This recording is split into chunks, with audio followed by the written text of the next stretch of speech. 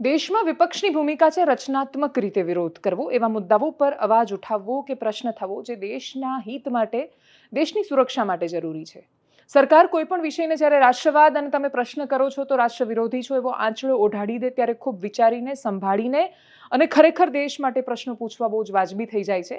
એ પ્રશ્નો એટલે બંધ થઈ જાય છે કેમ કે નેતાઓ ડરે છે કે અમે પ્રશ્ન પૂછીશું તો જનતામાં એક એવો મેસેજ આપવાનો પ્રયત્ન થશે કે તમે અમારા ઓપરેશન પર સવાલ કર્યો, તમે દેશને નુકસાન પહોંચાડ્યું. દેશને ટેમ્પરરી લાગતું નુકસાન જો દેશને મળતા જવાબોના સ્વરૂપમાં, લોકતંત્રના અસ્તિત્વના સ્વરૂપમાં અને છેલ્લે ઓલ ઓવર જોઈએ તો દેશના ફાયદા માટે જરૂરી હોય તો એ પ્રશ્નો થવા જરૂરી છે.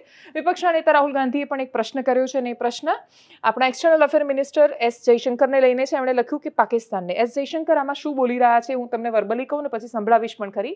એસ જયશંકર એવું બોલી રહ્યા છે, વિદેશ મંત્રી, કે અમે ટેરરિસ્ટ કેમ્પ પર જ્યારે અટેક કર્યો એના પહેલાં પાકિસ્તાનને કહ્યું હતું કે અમે સેના પર કોઈ કાર્યવાહી નથી કરી રહ્યા, અમે માત્ર જેટલા આતંકી અડ્ડા છે એને ઉડાડવાના છીએ, સેનાએ આનાથી દૂર રહેવું જોઈએ. પણ એમણે અમારી સલાહ ન માની, સારી સલાહ આપીને ન માની. એ આત્મવિશ્વાસ રજૂ કરી રહ્યા છે ભારતનો. પ્રોબ્લેમ શું છે આમાં કે આપણે દુનિયાને ખુશ કરવા અને દુનિયા એવું માને કે જો ભારતે તો કહ્યું હતું પણ એ માન્યા નહીં, એના માટે દુનિયાને પડી જ નથી. એટલે દુનિયાને જો પડી હોત તો અમેરિકન રાષ્ટ્રપતિ આજે જ આપેલા ઇન્ટરવ્યુમાં એવું ન બોલતા હોત કે પાકિસ્તાની લોકો બ્રિલિયન્ટ છે અને પાકિસ્તાની અદ્ભુત વસ્તુઓ બનાવે છે અને મારે પાકિસ્તાન સાથે બહુ જ સારા સંબંધ છે ને મેં ન્યુક્લિયર વોર રોકાઈ છે ને ભારતને ટ્રેડ માટે કહ્યું છે ને વેપાર માટે કહ્યું છે વગેરે વગેરે. એ જે રીતે કથિત તટસ્થતાના નામ પર પાકિસ્તાનની સતત ફેવર કરી રહ્યા છે એ અમેરિકાને બતાવવા કે ખુશ કરવા કે પછી દુનિયા આગળ એવો સંદેશ આપવા માટે કે જોયું અમે જો પહેલાં મારી રહ્યા છીએ ને કહીને મારી રહ્યા છીએ, દુનિયા આગળ સાબિત કરવાની આ સ્પર્ધા નથી હોતી જ્યારે દેશ પર વાત આવે.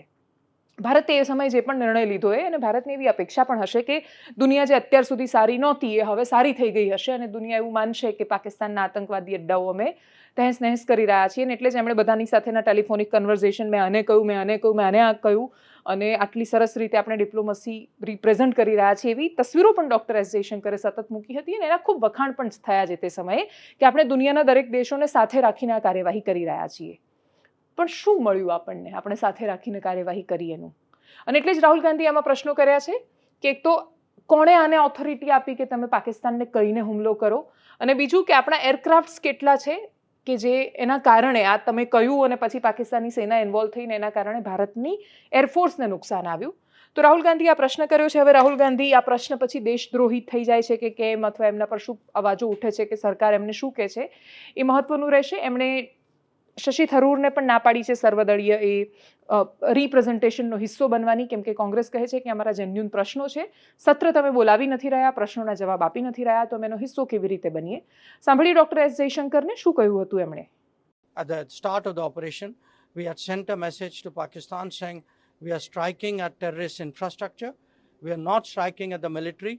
So the military has an option of standing out and not interfering in this process. They chose not to take that good advice.